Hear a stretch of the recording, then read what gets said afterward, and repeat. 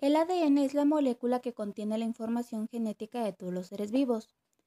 El ADN se forma de polímeros de nucleótidos unidos por un enlace fosfodiéster.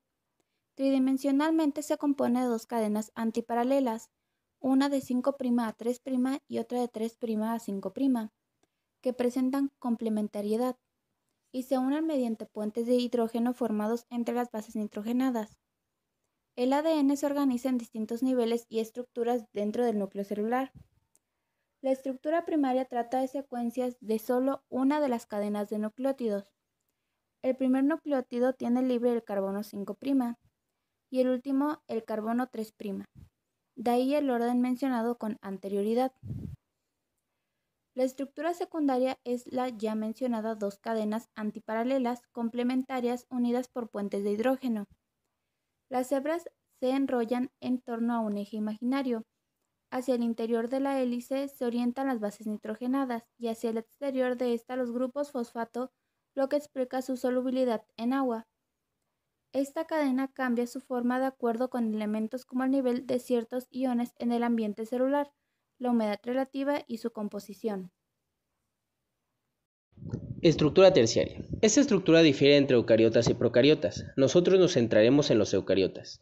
En los eucariotas es el resultado del superempaquetamiento del ADN gracias a su unión con proteínas histonas y no histonas. Estas empaquetan el ADN a distintos niveles.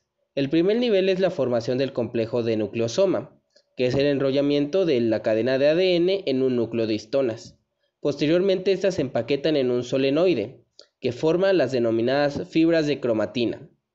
Finalmente, la estructura cuaternaria solo se ve en organismos eucariotas durante el momento de la división celular, pues es la ultracondensación de las fibras de cromatina en cromosomas. Objetivos. Mediante un sencillo experimento, lograr separar el ADN de dos muestras diferentes de tejidos animales, jitomate y plátano. Asociar los fenómenos físico-químicos y biológicos vistos en el experimento con las propiedades ya vistas del ADN.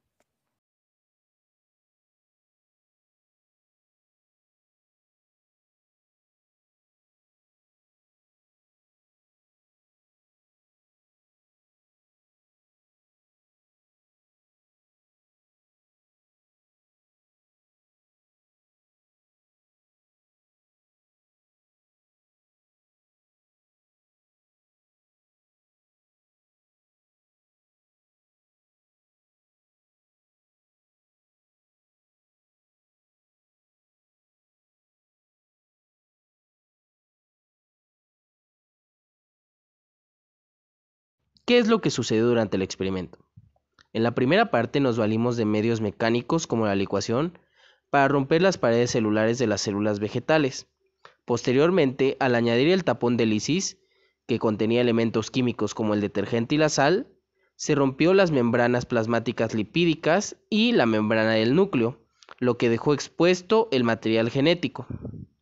Posteriormente a romper estas membranas, obtenemos el material genético, que como ya vimos en la introducción, es soluble en solución acuosa y está asociado a proteínas. El hecho de que la solución esté sobresaturada con sal por parte del tapón de lisis ayuda a la ruptura entre los enlaces del ADN y sus proteínas, lo cual facilita su posterior separación. Al agregar el etanol resbalando por las paredes, debido a su diferencia de densidad, quedará por encima, formando una segunda fase. En la superficie de estas dos fases entre el agua y el etanol se forman unos enlaces. Estos enlaces desplazarán tanto los enlaces del ADN como de la sal. El ADN, que recordemos ya no está unido ni a proteínas y es desplazado junto con la sal, forma un complejo con esta, formando una red cristalina. Esto forma las hebras de color blancas que podemos apreciar.